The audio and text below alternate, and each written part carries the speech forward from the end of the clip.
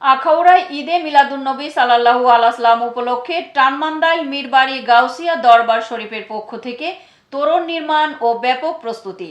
ব্রাহ্মণবাড়িয়া জেলা প্রতিনিধি এস.এম. নাসির উদ্দিন খানের রিপোর্টে বিস্তারিত।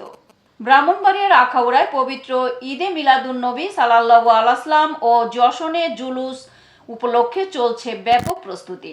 প্রতি বছরের মতো এবারও টানমান্দাইল মীরবাড়ি গাউসিয়া দরবার শরীফের ভক্ত মুরিদ ও আশেকানদের পক্ষ থেকে গাংভাঙা গ্রামের মোহাম্মদ আলী বাসারি গঙ্গাসাগর রেল ক্রসিং এলাকায় একটি বিশাল তোরণ নির্মাণ করেছেন।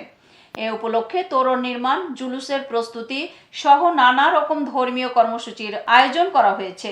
বিস্তারিত দেখুন আমাদের ব্রাহ্মণবাড়িয়া জেলা প্রতিনিধি এস.এম. নাসির উদ্দিন খানের ভিডিওতে। মিলাদুন্নবী সাল্লাল্লাহু আলাইহি সাল্লামের একটা গেট করা হয়। এবছরও গেটটা দেওয়া হয়েছে, আপনারা দেখতে পাচ্ছেন।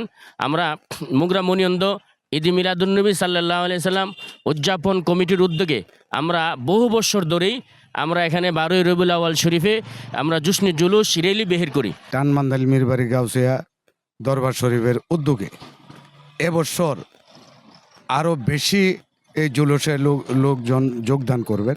আগামী শনিবার 6 তারিখ জুলুস হবে।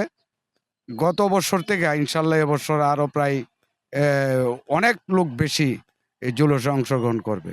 এতক্ষণ সঙ্গে থাকার জন্য ধন্যবাদ। i1 টিভি নিয়মিত আপডেট পেতে ভিজিট করুন আমাদের ওয়েবসাইট, ফেসবুক, ইনস্টাগ্রাম ও ইউটিউব চ্যানেলে।